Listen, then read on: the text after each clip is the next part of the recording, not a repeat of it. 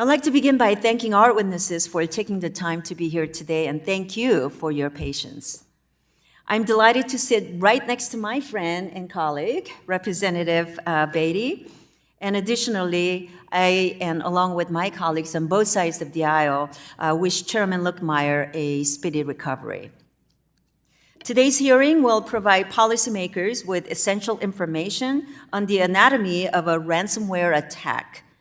This is a topic we have not discussed holistically since the committee held a hearing on pandemic-related fraud almost 4 years ago. It is my hope that this hearing will provide a deeper understanding of the inner workings and long-term impacts of one of the leading cyber threats facing our nation today. Cyber attacks are carried out against organizations of all sizes and across every sector, including but not limited to financial services, gaming, healthcare, education, and state and local governments. We all hear about ransomware. It is a frequent news topic, but the scale of the issue can be lost in the noise.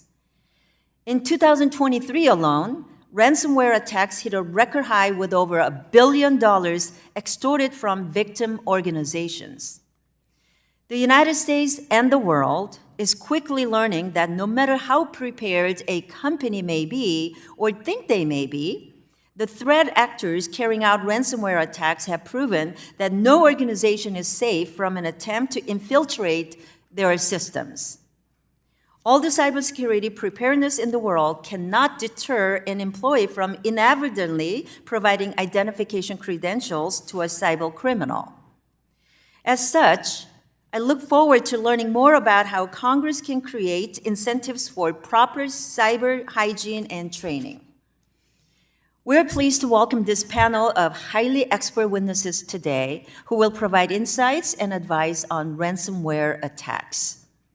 Whether it pertains to cybersecurity resilience, incident response and data recovery efforts, notification processes, policy considerations, or following the money, these witnesses can shed a light on gaps in the efforts to keep America safe from cybercrime and suggest what Congress can do to address those gaps.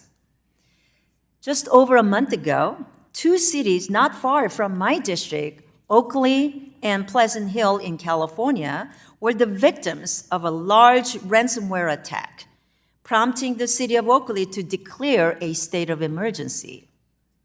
The technology divisions in these cities dropped everything to work with law enforcement to get incident response and recovery missions underway.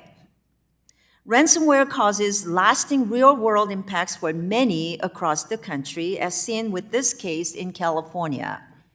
Similarly, in February, Changing Healthcare, which is one of the largest healthcare intermediaries between providers, patients, and payers, fell victim to what is being called, in quote, one of the worst ransomware attacks in years.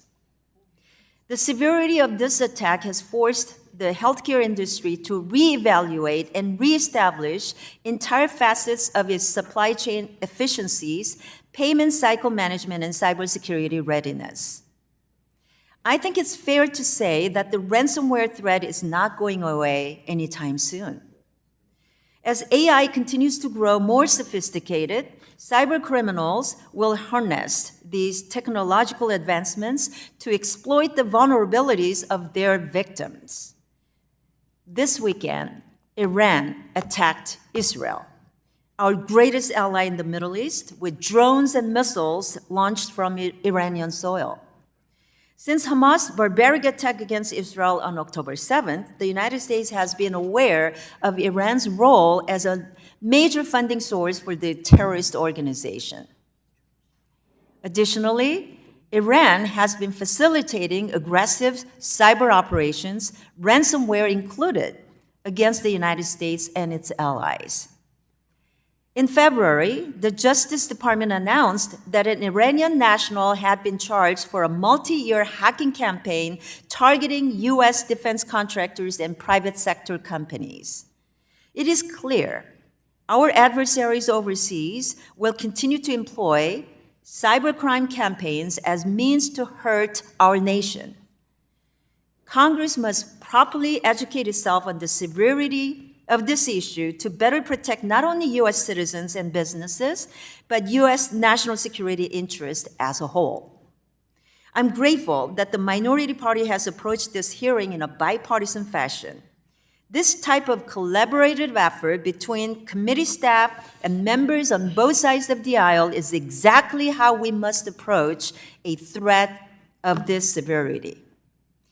We all must row in the same direction if we want to undercut the incredibly lucrative ransomware marketplace.